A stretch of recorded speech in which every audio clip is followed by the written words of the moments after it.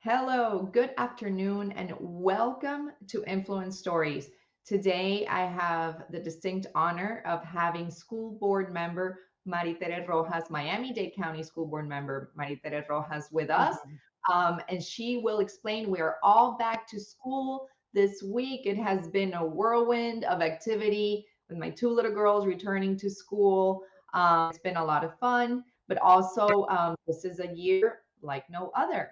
So we're going to talk a little bit about some of the resources that the school has. School board member Tere Rojas, thank you so much for joining us today. Thank you so much, Helena, for giving me the opportunity to be on this morning with you, because this has been an amazing year, unprecedented to say the very least. This past year and a half, actually, many of our children haven't stepped to a school site building, brick and mortar, at any point in time.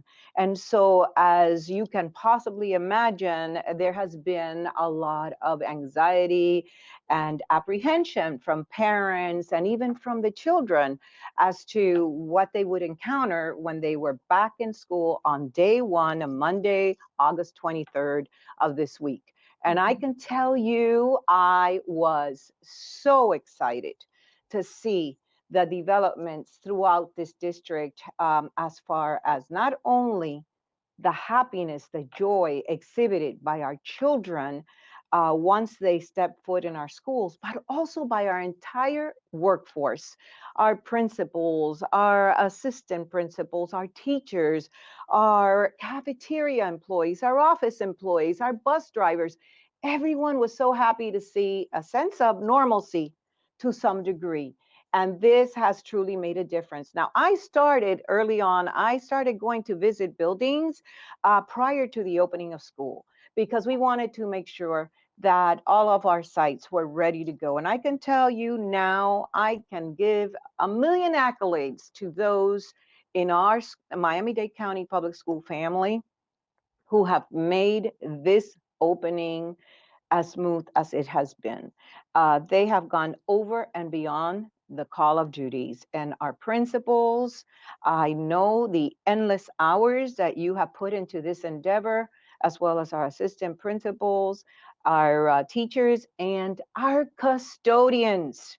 On a weekend, when I was driving from one school to the other to see if the grounds were ready to go and kept in the lawn look beautiful for the children and for the parents and for the families, and that the buildings were ready to go, I saw so many people working on a weekend when most people were not supposed to work. They were there because they wanted to make this year more than ever a very, very special year for everyone, but particularly for our children, because we know what they've been through. Like you mentioned, this is a year like no other. It's not last year.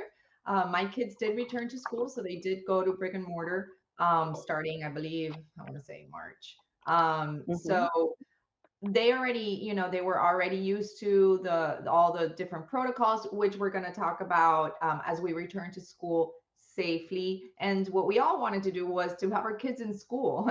They love school. It's definitely not the same when you're trying to do it online. At the time, it was great that that option was available.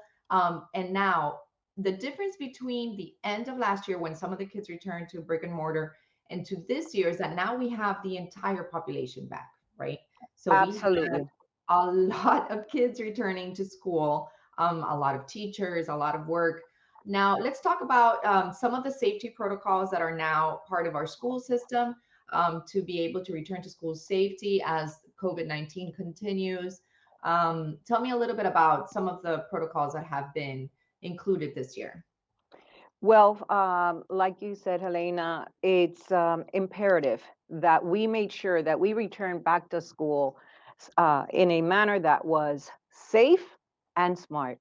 And so, therefore, we have a myriad of protocols that we have implemented and continue to implement. And as a matter of fact, some that we have enhanced from the previous year. So, we are making sure that we have a heightened cleaning and sanitation protocol in place. It is Mhm. imperative that our schools are clean on a continuous basis, sanitized on a continuous basis. Our buses as well are being cleaned every single day, sanitized every single day to ensure the safety and the well-being of our children. We have, of course, very important to all of us is to try to maintain the social distancing as much as we possibly can. We understand that some situations might be more challenging than others, but we're trying to have at least 3 feet of social distancing from one student to another whenever possible. Of course, ideally, it would be 6 feet, but in some circumstances, it's very difficult to attain. We Mhm. also have the mandatory mask coverings for all of our student body and our entire workforce, as well as any visitors that come into our facilities. This is something that we are continuing to monitor on a weekly basis. And for the time being, that is the process that is being followed. We also are making sure that our children are reminded of their personal hygiene behaviors. So we want them to understand that it's imperative that they wash their hands frequently and that they spend, about 30 to 40 seconds washing their hands and making sure that they're nice and clean as often as we possibly can. We also have sanitizing stations throughout our facilities in our classrooms as well. The air circulation is something else that is crucial to all of us.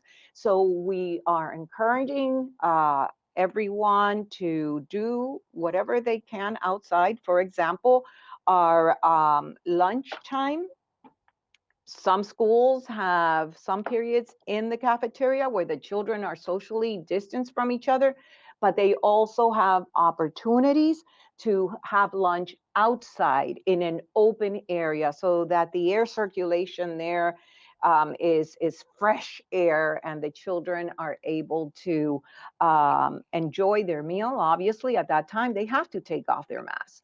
And Mhm. so this is an opportunity that many of our schools are taking, having lunches outside. But if not, if they can't, for whatever reason, again, the social distancing is something that is being monitored very, very carefully at all of our schools. We're also looking at the quarantine process Mhm. and what we have done this year to try to reduce the number of students that have to be quarantined in case there is a positivity case in their classroom is that every one of the teachers have a seating chart so they can monitor which children are sitting in the proximity of the one student that has been identified. So in the past, the entire class would have to quarantine. That is no longer the case. We are not doing that. Just those children that are within the proximity of the student that has a positive rating. Mhm. And so we also are at this point having them quarantined for 10 days. Again, we are revisiting that, trying to see if we are able to reduce the timeline. And that's something that is being monitored very, very closely at this point in time. No single protocol is going to be able to, protect against COVID-19 100%, but Mhm. it can minimize without a doubt much more so than if we were only following one or two protocols. So that's why we have a myriad of protocols in place so that we can do everything in our power to keep our children back in school. Because, Helena, one of the areas that's a major concern to all of us, actually, two areas. Number one has to deal with the fact that we are cognizant that our children were out of school, many of them, not all, because some did choose brick and Mhm. mortar, just like you did. But many of them did the distance learning. So there has been tremendous regression, academic regression, due to the fact that there's no one like a teacher. I wanted to talk about how, thank you for bringing that up because Two things that are coming up as we return to school, and so many kids have been out of school for so long. They missed the entire school year plus half of the one before, almost half of it. What There are two things that I've been doing my research. I have come up, which is one, like you said, a lot of regression, and there's also a lot to think about, especially in school districts as such as yours Mhm. that serves a lot of low income children that get a lot of benefits from going to school. They have another adult that can help them. They get food, they get meals. So specifically, I'd like to know what is being done to help these students, and then also, as you and I have talked about in the past, the mental health issue Yes. for students, because this has been so stressful for so many of them, and so many of them are perhaps facing mental health issues. So let's talk about a little bit about what Yeah. resources are now available in the schools to address these two important challenges. Absolutely, and 100%. Those are our two major challenges for this year, and we recognize that. And one of the main areas of concern for us, and we've made it actually, this is one of our pillars for this year with our strategic planning for the next 5 years, is to bring joy back into the whole setting. That our children who are so anxious, so many of them, unfortunately, have anxiety, some even depression because of what they've dealt with. Some of these students have had social isolation for so long that they're very apprehensive to even walk into a classroom with a whole group of friends because they haven't socialized in a very lengthy period of time. And so we have recognized that in order to excel academically, their mental health has to also be in check. And therefore, simultaneously, we're going to deal with these two issues. So, academically, we know for a fact that there has been regression, and therefore we are proactively taking many steps. We started in summer 305. That was done like never before. It was a robust program that was offered to our students in Miami-Dade County Public Schools to try to help them to get a head start on trying to reverse the regression that took place.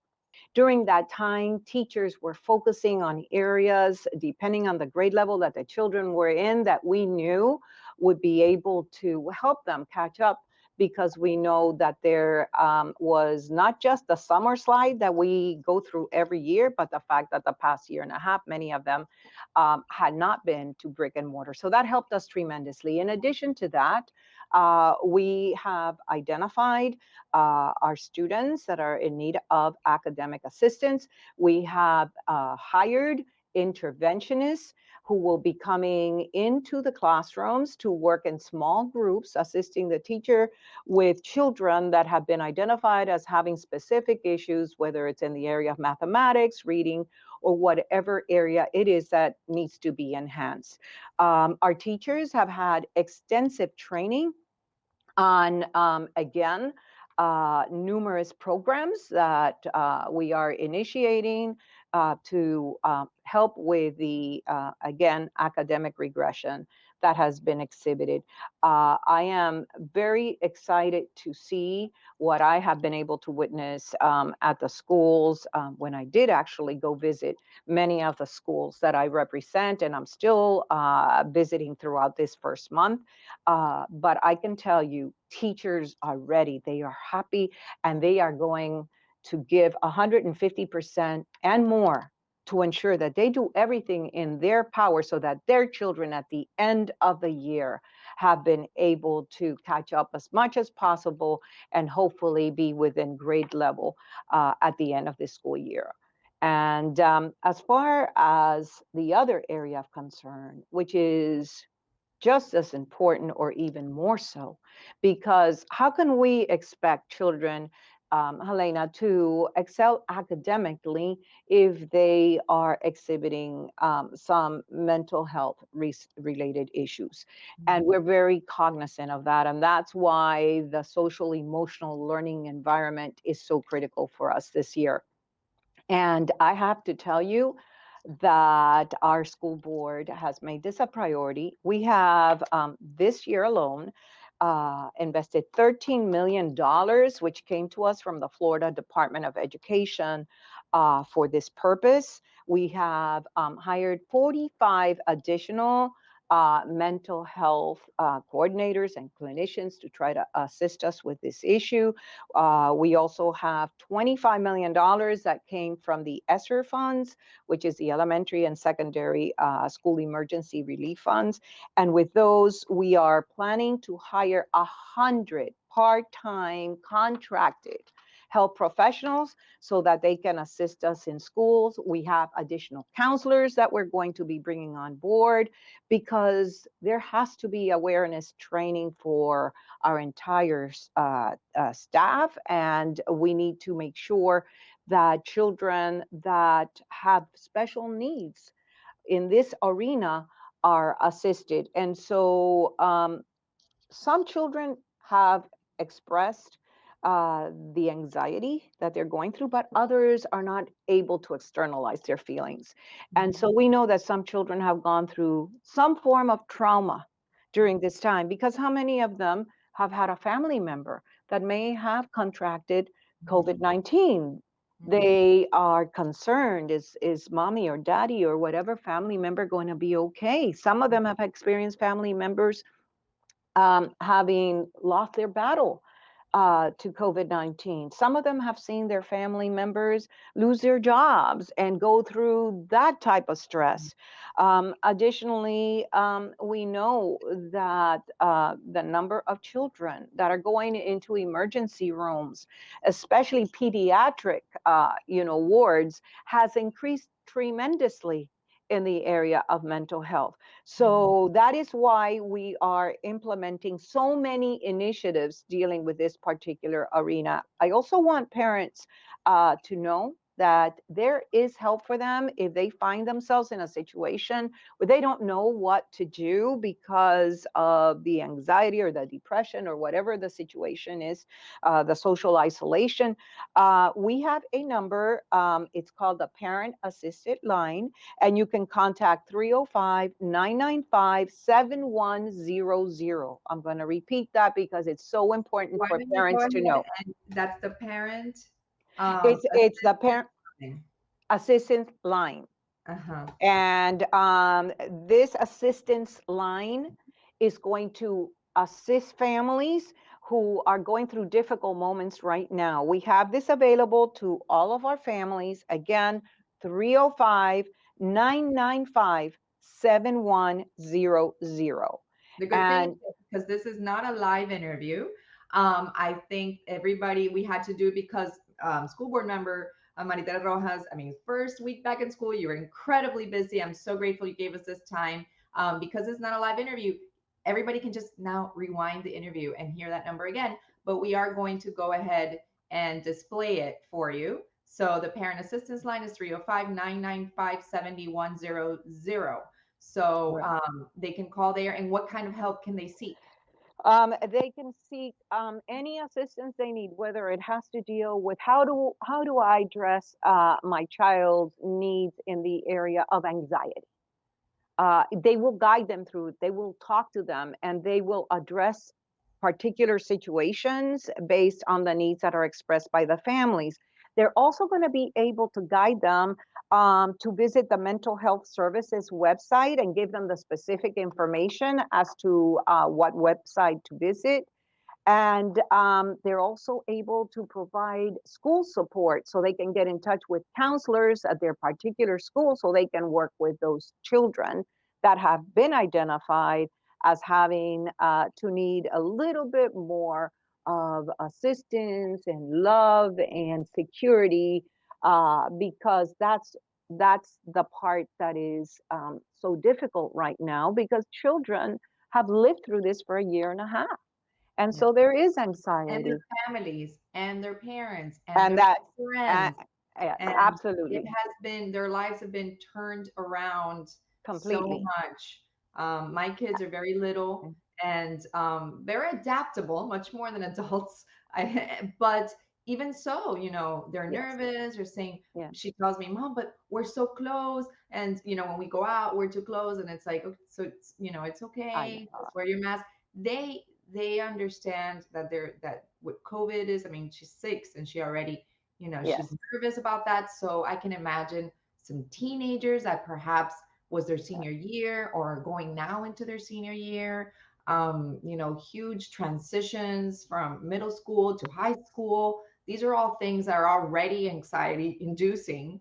And now we have Absolutely. this added layer of what's happening around Yeah. the world. Um, And even though the children are resilient, as you just said, absolutely true, but they still have a lot of apprehension for all of the reasons that we have just alluded to. But Helena, don't forget, we also have teachers, administrators, and our entire workforce that have also gone through very difficult times.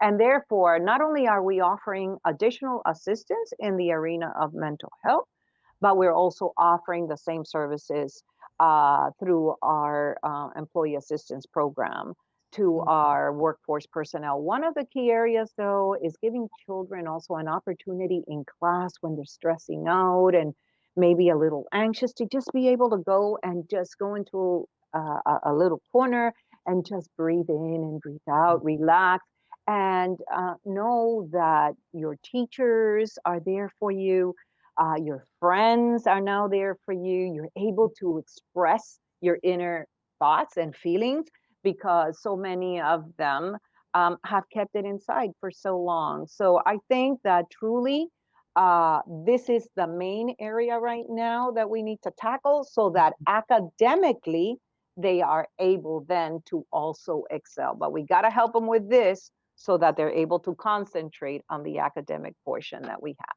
I'm And also I go ahead Go and ahead, I'm show sorry. on our screen the link to the county schools plan and policies and all sorts of great Yes, information. Back to school.dateschools.net, and yes. everyone can go in there and find this information as well as, I mean, all sorts of things on this Yes. website. And And I we're also sending these home, by the way. This is I got for I got families. mine. You got yours. I got them Okay. through email and I got them printed out. So you can all read up on it. You have them in Espanol, English, and Creole. So Uh-huh. everybody can read them. And I wanted to ask you, is there, I know that you guys have your 5-year plan. I wanted to ask if including more counselors is something that we are going to have moving forward. I mean, Oh, that's like a 100%. That fantastic idea. 100%. That is a priority of my colleagues and myself on the school board. As a matter of fact, I personally have proffered several board items related to this issue, as many of my colleagues have done as well. Mhm. This is a must. We need to have as many counselors as we can possibly, have to help our children. Of course, we have to deal with the finances and making sure that we can obviously afford to have the additional counselors. But with the numbers that I alluded to earlier, this is one of the priorities that have been identified by the school board to the superintendent for implementation for this upcoming year. I also wanted to let you know that we have a lot of children that are on free and reduced lunch. Mhm. And those children will be able to, again, get the assistance and have free breakfast or reduced or free lunches, breakfast as well. And that our children are not going to go without a meal because we understand that there's so many children that this is where they get their hot meal for the day. And you know, if we as adults are running on an empty stomach, we're Mhm. not going to be able to concentrate. We're not going to be able to excel because our physical nutrition has to be in check. And that is what we are making sure that we're doing with our children. Additionally, for students in grades 4 through 12, we are giving them laptops if they need them. Yeah. We're Mhm. making sure that none of our children are left without the tools that they need to excel. And if they're in the lower grade levels up to third grade, if you don't have one at home and you need one for your child, please make sure that you contact your school site administrator and let them know that you do have a need for this, and they will make absolutely sure that you get them. And we're also trying to make sure that if a parent needs to apply for the emergency broadband benefits, we also have that. This is a federal program Hmm. that we have available now, that there's a discount up to $50 again per month towards this broadband service, which is eligible for the households. So that's available. And I believe T-Mobile is also giving us the free hotspots that the students can use. And we have a myriad of other options available to our families. Just make sure that you get in touch with your child's principal and let them know whatever your needs are. And I want to stress, Elena, I can't stress this enough. Parents, you are your children's first teachers. Please make sure you know your children so well. And if there is a question, if there is any situation that you have any concerns about, please make sure go to the school, meet your child's teacher, or do it virtually. They're available either way. Make sure that you get to know who the counselor is at the school. Who is the assistant principal? What is the assistant principal's name? Who is the principal? Get to know your child's principal. Get involved. Go to the PTA. Participate as a parent in the Parent Teacher Association. They do so much at the school. And we also have ESAC, which is another group that works very cohesively with the school side principal and deals with many, many areas of safety, of finances, of academics that are crucial. And your input as parents is very, very important to those school site personnel that I have just alluded to, so that it can be a win-win for all, but especially a win-win for our children, your children, And I our want to future point out leaders. all this information is right here in this back to school date schools. Even the broadband assistance is in Correct. there. All of that is right here in this link. And also scrolling throughout this entire interview was all of our social media tags. We have Maritere, and you are District 6, which Yes. tell us a little bit about what area of Miami-Dade County that is. Okay, so District 6 is Key Biscayne, Coconut Grove, The Roads, Shenandoah, Silver Bluff, Coral Gables, South Miami, Westchester, Little Havana. It's a very large area. Yes, and it's very And varied. It's very diverse. That extremely. district's a wonderful, wonderful district. And you right here, you can find all the information. You can follow your school board member right down here in these tags. Look her up, Maritere Rojas, in social media, and she is everywhere. And you can see just how busy she is every day, which is why I really, really appreciate your Thank, time and thank, thank you so much on this very important week of returning back to school. thank Thank you you. so much, school board member, and anyone else who has any questions. Feel free to message them under. You can write them under this interview, and we'll try to get them answered for you. Or follow us on social media, and you can reach us that way as well. Thank Thank you, you all for Helena. your Thank you so very much for giving me this opportunity. And by the way, anyone who would like to call our office, my staff and I are always available, 305-995-1334. And additionally, have two satellite offices. One is located in City Hall in Key Biscayne. The other one is located in City Hall at the City of Coral Gables. I'm out there twice a month so that parents who would like to meet with us can do so without having to come downtown and have to deal with traffic and parking and everything else.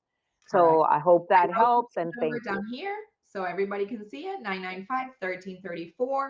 Reach out to her office, always available. Um, find them on social media, send them a message that way. They'll figure it out and they'll reach out to you. Thank Thank, you. thank My you so much, pleasure. Manita. Have a wonderful rest of your week, and I hope you Thank you. actually get some rest this weekend. Thank you. Thank you. Likewise. Thank you all for joining us, and please share this broadcast with anyone who is interested to know how we're returning to schools safely. Thank you so much. Thank you.